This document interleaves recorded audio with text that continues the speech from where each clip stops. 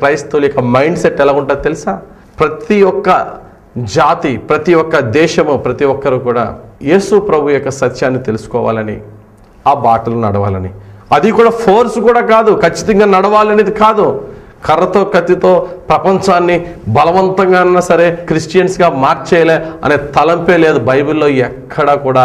కొంతమంది అనుకుంటున్నారు క్రైస్తవులు బలవంత బాప్టిజాలు ఇచ్చేస్తున్నారని. అంత కర్మ లేదు. యేసు ప్రభు చెప్పిన మాట ఏంటి తెలుసా?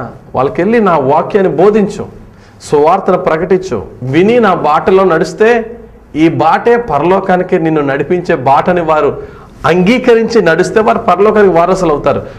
వద్దు నాకు get out and get lost అంటే దేవుడు ఏం చేయమన్నాడు?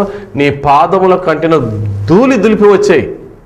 వాళ్ళకి వెళ్ళింది సువార్త, వాళ్ళు అంగీకరించలేదు. ఇంకా వాళ్ళని డిస్టర్బ్ చేయొద్దు, వాళ్ళని ఇబ్బంది పెట్టద్దు, వాళ్ళ ద్వారా నువ్వు ఇబ్బంది పడద్దు, చక్కగా వచ్చాయి. అంతే క్రైస్తవులకి ప్రభు చెప్పింది.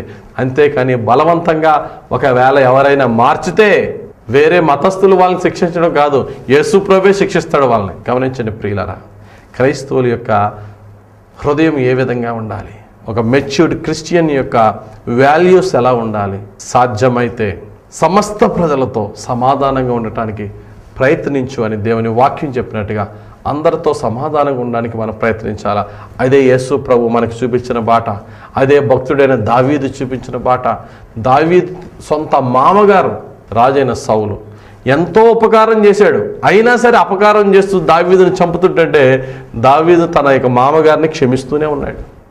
దావీదు కడుపున పుట్టిన కుమారుడు అభిషాలోము తను తరుగుతున్నాడు, రాజ్యాన్ని రాగేసుకుని తనకు రాజు అవుదామని. ఒరే బాబు నువ్వే రాజు అవరా బాబు, నేనే అడుగుపోతానని చెప్పి వెళ్ళిపోయినా అయినా దుర్మార్గుడు వదలకుండా దావీదు భక్తుని తరుముతూనే ఉన్నాడు.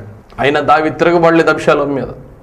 ఎందుకు పనికి రాని చచ్చిన కుక్కలాంటి వాడైనటువంటి షిమి అనేవాడు దావీదు నోటుకొచ్చినట్టు మాటలు తిడతంటే ప్రక్కనున్న దావీదు మహారాజు యొక్క సైనికులు అంటారు, యోవాబు లాంటి బలవంతులు, నువ్వు అను, ఆడవాడు నిన్ను తిడుతున్నాడు, చచ్చిన కుక్కలాంటి వాడు, ఆడ తలొచ్చి నీ కాళ్ళ దగ్గర పడుతుందంటే తిట్టనవరా వాడిని, దేవునికి నా మీద జాలి కలుగుతుంది అంటాడు భక్తుడైన దావీదు. దావీదు భక్తునికి దేవుడిచ్చిన టైటిల్ ఏంటి తెలుసా?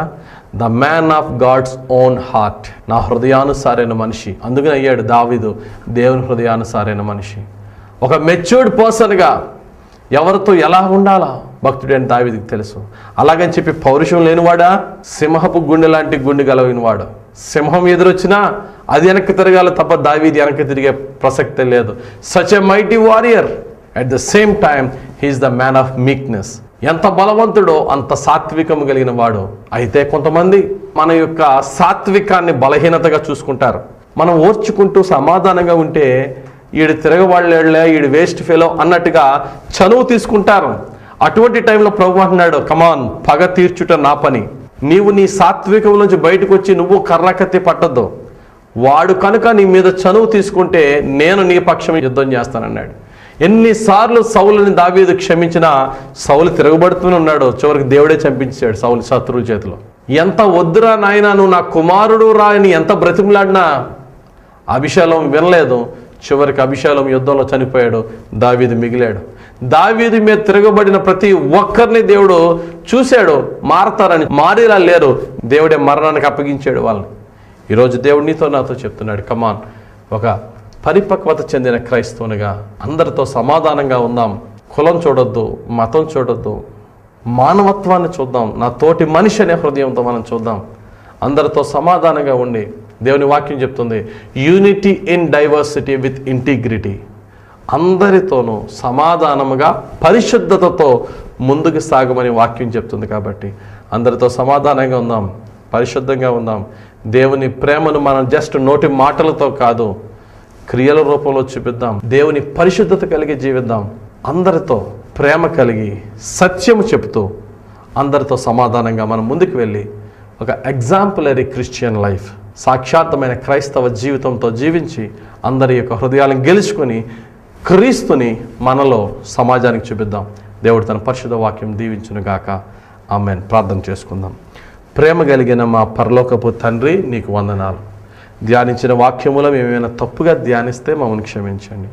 మాలో ప్రభువా రకరకాల వర్గాలు, కులాలు, మతాలు, ప్రాంతాలు లేక స్వభావాలు వేరవడం వల్ల విడిపోవడమే నేర్చుకుంటున్నాము. మా పౌరుషాలతో మా పౌరుషాన్ని పరిశుద్ధంగా ఉండడానికి ఉపయోగించుకొని, నీ ప్రేమను అందరితో కలుపుకోవడానికి ఉపయోగించుకొని, సాత్వికముతోనూ ఓర్చుకుంటూ సమాధానం కలిగి అందరితో తండ్రి సఖ్యతగా ఉండటానికి మాకు సహాయం చేయండి. ఒకవేళ మా సమాధానకరమైన జీవితం ఎవరైనా బలహీనతను తీసుకుంటే వారిని నీకు అప్పగిస్తున్నాం. నీవే వారికి తగిన రీతిలో గుణపాఠం చెప్పండి. నీ పవిత్రతతో, నీ పరిశుద్ధతతో మేము జీవించుటకు సహాయం చేయండి. ఈ వాక్యం ధ్యానించిన ప్రకారంగా ఒక ఎదిగే వ్యక్తి ఏ విధంగా హృదయాలు గెలుచుకుంటాడో, ఒక ఎదిగిన వ్యక్తి అందరినీ ఎలాగైతే కలుపుకుంటూ పోతాడో, మేము కూడా అందరి హృదయాలను గెలుచుకొని అందరితో కలిసి ముందుకు సాగగలిగే జీవితాలు మాకు దయచేయండి. యేసయ్యా, నీవు చూపించిన బాట, ఘోర పాపిని కూడా ప్రేమించావు, వ్యభిచారిని క్షమించావు, దయ్యాలు పట్టుకున్న వారిని విడిపించి నీ బాటలో నడిపించావు, దొంగల్ని, ద్రోహుల్ని, కూనీకోరులను, దొంగలను సైతము నీ ప్రేమగల వాక్కుతో ఆకర్షించావు, ఆదరించావు, రక్షించావు. వారిలో పశ్చాత్తాపాన్ని కలిగించే నీ పరలోకానికి వారసులుగా చేశావు. మేమును అదే బాటలో నడిచి అనేకులను ఆ బాటలో, యేసయ్య నీ బాటలో నడిపించే నీ బిడలుగా, నీ సేవకులుగా మమ్మల్ని దీవించమని యేసు నామములో ప్రార్థించి వేడుకొనుచున్నాను తండ్రి. ఆమేన్.